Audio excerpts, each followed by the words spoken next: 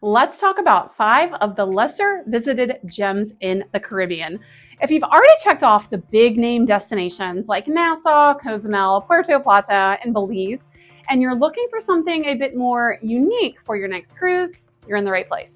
So let's explore some Caribbean ports that might not be on your radar, but they definitely should be on your list.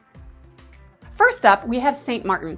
Now, I know some of you might be thinking, well, isn't St. Maarten pretty popular? And yes, it does attract a good number of visitors, but it's often overshadowed by the likes of St. Thomas or Nassau. St. Maarten offers a unique dual nation experience, with the island being split between a French side and a Dutch side. You can spend your port of call day here relaxing on the beautiful beaches, like the famous Maho Beach or Airport Beach, which has some of the most gorgeous clear waters I have personally ever seen. Next on the list is Antigua. While it's famous for having 365 beaches, one for every day of the year, Antigua still doesn't see quite the same level of tourist traffic as some of its neighbors. Now, this one is a smaller island, and that's great because it makes it pretty easy to get around. And if you're visiting here, you simply must do a beach day, since that's what it's famous for. Now, I will tell you the downtown area right by the port isn't the best, but there is a taxi stand right off the cruise pier where it's super easy to just hop on a shared van or bus to get to one of the many awesome nearby beaches. Now, on my visit to Antigua, I visited VG Beach, and it was pretty amazing. Highly recommend. Now let's talk about Grenada, also known as the Spice Isle. Now, this island is a bit off the beaten path compared to the more commercialized destinations and even those lesser known ports that we're talking about here, but that's exactly what makes it really cool, unique, and special. Now, Grenada is known for its chocolate and spice plantations, and a visit to one of them is a must-do thing if you get here. The island's interior is lush and mountainous. There are stunning waterfalls like Annandale Falls, which is perfect if you want a refreshing dip. Now, on my visit here, I decided to just explore the downtown area on foot, which was really cool. I got to kind of immerse myself in the culture, which I loved, and I stopped by the House of Chocolate Grenada, which was a really different and fun cruise port destination experience.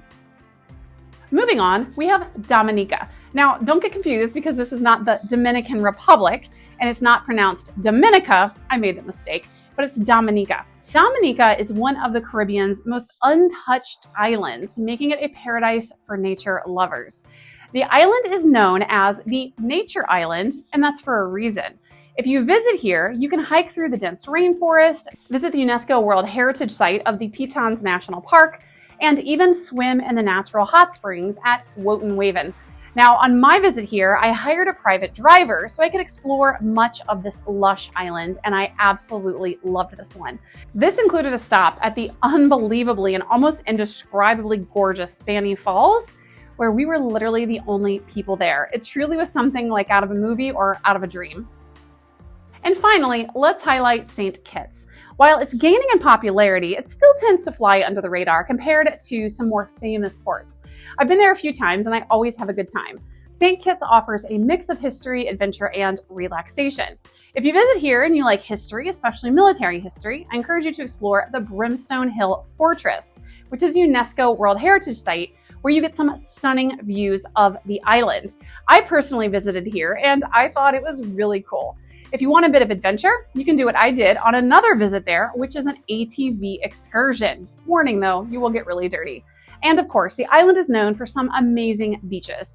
Now, what's great about St. Kitts is because of the smaller size, you can pack in a lot here in just one short port of call. So there you have it. 5 lesser visited Caribbean cruise ports that are definitely worth checking out. And side note, I have free port guides for all of them on my blog at profmelissa.com. So be sure to go check those out. And while you're here, before you leave, make sure you like, comment, and subscribe for more great cruising content.